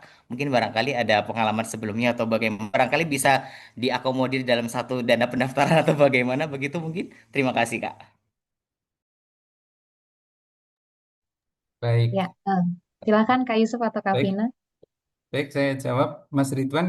Sebenarnya yang disebutkan di ketentuan LPDP kan biaya pendaftaran ya, Ya, tidak betul. pernah disebutkan biaya LOA-nya bisa diringkas atau tidak. Tapi kalau Mas Ridwan penasaran, silahkan aja diajukan. Kan pengajuan biaya Ya, pendaftaran tadi kan melalui aplikasi e-beasiswa ya. dan silahkan diupload aja eh, Oke. total nominalnya berapa Oh ya. plus biaya LOA kalau Mas Iya. Mas Ridwan masih penasaran gitu eh, Oke, oke. nanti tinggal LPDP-nya nerima atau Benar enggak atau gitu. tidak gitu ya, Kak Nanti ya. kan ya ada feedbacknya ya. Oke, siap-siap. Oke, baik, Kak. Ya sudah terjawab ya Mas Ridwan. Sudah, sudah. Baik, terima kasih Mas Ridwan.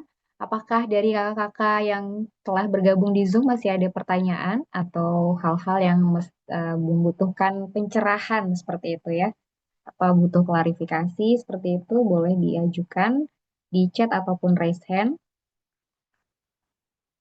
Tadi pertanyaannya ini ya sangat-sangat terkait bagaimana reimburse seperti itu ya. Lalu sudah apa ya ibaratnya itu sudah futuristik sekali. Ada yang bertanya tentang part-part belajar yang paling challenging. Nah, kalau saya sendiri sebenarnya kebetulan saya juga ASN sama seperti Kak Yusuf. Sebenarnya saya ingin sedikit aja sih Kak,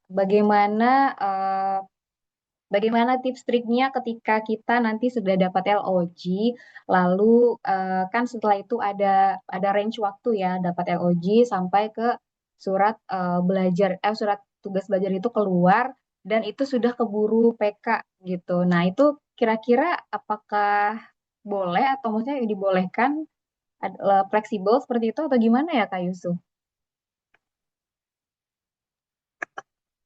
Maksudnya Jadi gimana Mbak? setelah SK iya tuh jadi kita keburu ini nih keburu PK tapi eh, surat tugas belajar itu belum belum ada gitu.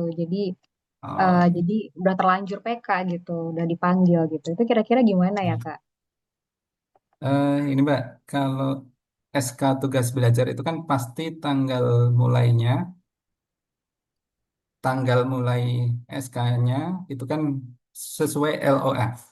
Jadi tanggal kuliahnya berapa, jadwal kampusnya mulai kuliah tanggal berapa, itulah juga tanggal mulai SK tugas belajar. Jadi walaupun mungkin SK-nya sudah keluar, tapi bisa jadi teman-teman tetap masih harus kerja dulu. Misalnya eh, SK tugas belajarnya sudah keluar nih, tapi tanggal 1 Juli 2026. Nah, jadi dapat SK bukan otomatis kita sudah nggak kerja ya. Kita tetap harus masuk kantor gitu. Nah, untuk PK-nya, untuk PK nanti bisa jadi kita masih bekerja di kantor, masih di kantor lama, atau juga bisa jadi dapat jadwalnya ketika kita sudah mulai kuliah. Jadi strateginya kalau masih teman-teman masih eh, di kantor lama, teman-teman izin ke atasan, Pak atau Bu, tanggal ini sampai ini saya akan mengikuti PK. Mohon dimaklumi kalau saya menyendiri di pojok sana. Kemudian, eh, dan kalaupun ternyata kita dapat jadwal PK itu setelah kita mulai kuliah, ya nanti dikoordinasikan juga atau izin dengan dosen untuk misalnya double double Zoom ya, ikut Zoom dengan dua dua device seperti itu. Mungkin bisa disiasati masing-masing lah. Mungkin seperti itu. Mbak Vina, ada tambahan? Nggak ada Kak, semangat aja Kak. Semoga selesai tubelnya sebelum PK. Gimana Mbak Utia? Sudah terjawab? Sudah terjawab Kak, karena emang kebetulan intake saya itu di bulan depan Kak, di Januari, dan kalau Desember kan banyak liburnya ya. Jadi memang kejar-kejaran nih sama intake sama pengurusan SK gitu. Jadi memang agak deg-degan juga gitu karena intake-nya awal tahun dan Desember banyak liburnya. Ya semoga ini sih semoga bisa cepat gitu sesuai dengan intake sudah keluar. Nah, ini di sini saya juga ini ya di chat ini ada pertanyaan yang mungkin bisa dijawab oleh Kak Vina atau Kak Yusuf. Ini ada yang bertanya, meminta saran jika studi di Australia, ideal waktu untuk mencari akomodasi itu seperti apa sih? Dan bagaimana alur untuk mendapatkan akomodasi tersebut? Mungkin lebih ke Kak Vina ya. Boleh Kak Vina dibantu jawab? Terima kasih. Boleh. Boleh Kak. Sebenarnya tergantung sama mau tinggal di mana dan budgetnya berapa ya. Kalau kebetulan misalnya mau disesuaikan dan tergantung juga di kota mana.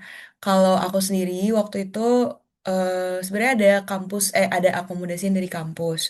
Cuman memang akom kampus ini memang kayak udah dibuka warnya gitu dari semester sebelumnya. Jadi tentunya orang-orang yang kayak baru dapat LPDP atau baru memutuskan mau pindah kan belum dapat dong pasti gitu. Jadi kadang-kadang orang mencari akom temporer gitu. Bisa beberapa cara, bisa misalnya ada yang mau booking Airbnb dulu, terus selama 1 bulan terus mau sambil nyari rumah, biar nanti baru lihat di sini gitu, nyari apartemen ataupun nyari shared house atau student housing. Cuman kalau student housing biasanya juga harganya kadang-kadang lebih mahal per minggunya gitu sih. Jadi waktu itu aku sih personally mencari di Flatmates dan di FB. Cuman agak shady juga ya, jadi harus hati-hati. Kalau bisa sih udah ada kenalan dulu, ada orang yang mau ngeliatin tempatnya gitu di sana. Kalau misalnya emang udah mau mencari kayak akomodasi jangka panjang. Kecuali kalau misalnya kakak misalnya mau memang menganggarkan untuk oke lah misalnya kayak 2 minggu tinggal di budget hotel atau di hostel dulu sambil mencari akomodasi yang lebih pasti itu menurut aku lebih aman sih. Terutama kalau misalnya daerahnya bukan daerah kampus gitu. Betul, kalau di student akom pokoknya lebih mahal tapi dia lengkap gitu. Cuman sejujurnya menurut aku sih nggak worth it ya untuk harga segitu. Itu sih. Bisa cari di FB, cuma hati-hati. Baik, sudah terjawab ya tadi yang bertanya terkait akomodasi. Nah, karena dari tadi tuh saya perhatiin ya yang nanya baik itu melalui raise hand ataupun kolom chat itu rata-rata tujuannya emang banyak yang ke Australia ya, Kak Vina ya. Nah, teman-teman jangan risau, jangan juga galau gimana nih caranya nih saya bisa bertahan di Australia gitu ya. Nah, jadi itu minggu depan tanggal 20 Desember Telering lagi-lagi akan memberikan pencerahan gitu ya. Di Telering nanti akan ada webinar pre-departure untuk kampus tujuan Australia dan juga New Zealand. Nah, nanti pengumumannya dan juga registrasi Zoom-nya akan diumumkan langsung di Instagram Telering. Dan sebelum webinar tersebut, nanti di tanggal 14 Desember juga ada webinar terkait kehidupan di UK, bagaimana kita adaptasi dari yang di Indonesia musimnya gerah mulu gitu ya, cuma 2 musim lalu kita harus adaptasi nih di UK yang nanti akan memiliki 4 musim.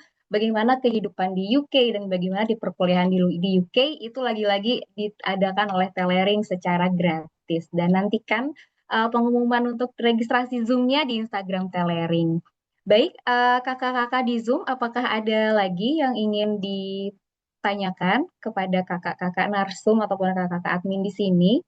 Mungkin masih galau masalah karena ini masih ini ya untuk yang non LOA masih galau nyari LOA gitu ya, masih harus back to back tes buat dapat LOA. Nah, yang LOA yang udah dapat LOA juga kejar-kejaran gitu ya, mengurus mengajukan PK lalu mengajukan ST dan lain sebagainya. Apakah ada lagi kakak-kakak yang ingin ditanyakan?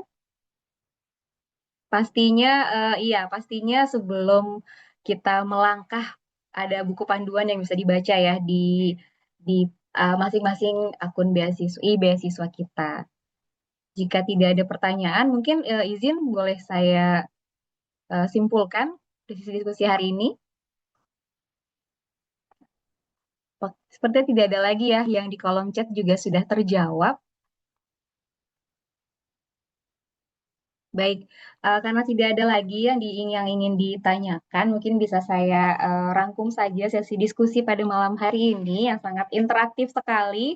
Jadi kakak-kakak ini masih terbawa suasana euforia dan juga galau secara bersamaan gitu kan. Lulus terus apa nih gitu. Nah, tadi kita sudah dijelaskan ya oleh Kak Yusuf dan juga Kak Vina terkait langkah-langkahnya seperti apa, bahwa masih banyak tahapan-tahapan yang harus kita lalui, dokumen-dokumen yang harus kita isi, kita upload, dan kita verifikasi sebelum akhirnya nanti LPDP mengumumkan kita sebagai resmi sebagai penerima beasiswa dengan menerbitkan SK dan juga LOG. Lalu tentunya beberapa hal yang harus diperhatikan sebelum kita, khususnya untuk teman-teman yang ingin studi di luar negeri, yaitu terkait pre-departure, kita harus menyiapkan waktu yang cukup untuk menyiapkan beberapa hal terkait surat visa, kemudian dokumen kesehatan dan lain sebagainya. Terus harus disesuaikan juga khususnya untuk teman-teman yang nanti ketika akan menempuh studi harus resign dan lain sebagainya. Apakah saya resign dulu atau saya orientasi dulu? Nah, itu harus dipertimbangkan dengan bijak tentunya. Lalu ada beberapa tips-tips untuk kakak-kakak yang nantinya akan mendapatkan beasiswa yang berganti status menjadi PB terkait komunitas, bisa mencari komunitas-komunitas di Instagram atau media sosial lainnya untuk lurah di beberapa kampus tujuan kakak-kakak nanti yang akan ditempuh di masa studi. Kemudian tadi Kak Vina dan juga Kak Yusuf juga menjelaskan untuk tips triknya bagaimana bisa survive untuk bertahan di dunia master maupun doktoral seperti itu, terlebih untuk kakak-kakak yang jarak S1 ke S2 maupun S2 ke S3-nya sangat lama seperti itu. Nah, kita bisa prepare nih sebelum mulai intake, kita harus akselerasi diri untuk bisa membaca dan juga menggali. Tentunya apa-apa saja harus kita persiapkan secara akademik untuk bisa engage dengan mata kuliah nanti ketika kita bersekolah. Dan saya juga mengucapkan terima kasih sekali lagi kepada Kak Yusuf dan Kak Vina atas paparan dan juga narasi-narasi yang sangat menambah pengetahuan kita terkait beasiswa LPDP ini. Nah, teman-teman semua, terima kasih sekali lagi saya ucapkan atas antusiasme dan juga partisipasi teman-teman pada malam hari ini. Sebelum saya menutup sesi diskusi kita pada malam hari ini, izinkan saya untuk menyampaikan doa dan juga tentunya harapan yang terbaik khususnya bagi saudara-saudara kita yang terdampak bencana di Sumatera, seperti di Provinsi Aceh, Sumatera Barat, dan juga Sumatera Utara. Karena kita tahu walaupun saat ini kita semua masih berada dalam suasana euforia atas kelulusan LPDP beberapa waktu yang lalu, kita patut bersyukur atas pencapaian ini, kita patut berterima kasih kepada Tuhan Yang Maha Esa, namun kita juga jangan lupa untuk tetap selalu mengingat, mendoakan, membantu sebisa kita untuk saudara-saudara kita di Sumatera yang sedang menghadapi masa sulit saat ini. Semoga mereka, teman-teman kita, saudara-saudara kita yang sedang mengalami musibah ini senantiasa diberikan kekuatan, keselamatan, dan juga kemudahan dalam proses pemulihan, serta saya dan juga kakak-kakak di sini mendoakan untuk agar kondisi di wilayah tersebut segera membaik. Nah, teman-teman CPB, calon penerima beasiswa di batch 2 2025, saya juga ingin menyampaikan pesan semangat, semangat untuk saya, semangat untuk kakak-kakak dan teman-teman semua. Perjalanan kita semua tidak terhenti setelah kita mendapatkan pengumuman lolos substansi, namun inilah awal dari proses yang penting menuju penetapan resmi sebagai penerima beasiswa hingga nanti berangkat studi, menjalani perkuliahan, dan menyelesaikan studi dengan baik dan tentunya dapat berkontribusi kepada entitas-entitas di sekitar kita. Semoga kita semua selalu diberikan kekuatan, keteguhan hati, dan kemudahan dalam mengurus setiap detail administrasi dan diberikan kelancaran dalam setiap tahapan-tahapan yang akan kita jalani dan kita lalui nanti. Dan dengan demikian, izinkan saya menutup sesi webinar pada malam hari ini. Nah, nanti seperti yang telah disampaikan oleh kakak-kakak admin, akan terdapat rekaman ya dari sesi pada malam hari ini yang teman-teman bisa akses melalui YouTube dan jangan lupa subscribe-nya. Nah, untuk pertanyaan-pertanyaan yang masih galau dan belum terjawab barangkali atau baru kepikiran akan menanyakan, teman-teman bisa langsung tanyakan di grup besar Telering karena kita punya kakak-kakak admin yang sangat baik hati mau menjawab pertanyaan-pertanyaan dari kita semua. Izinkan saya untuk menutup resmi secara sesi webinar pada malam hari ini. Saya Laras izin undur diri dan pamit. Dan terima kasih sekali lagi kepada Kak Vina dan juga Kak Yusuf. Dan kakak-kakak semua, terima kasih atas perhatiannya. Sampai bertemu di kesempatan dan webinar-webinar berikutnya. Wassalamualaikum warahmatullahi wabarakatuh. Waalaikumsalam warahmatullahi wabarakatuh.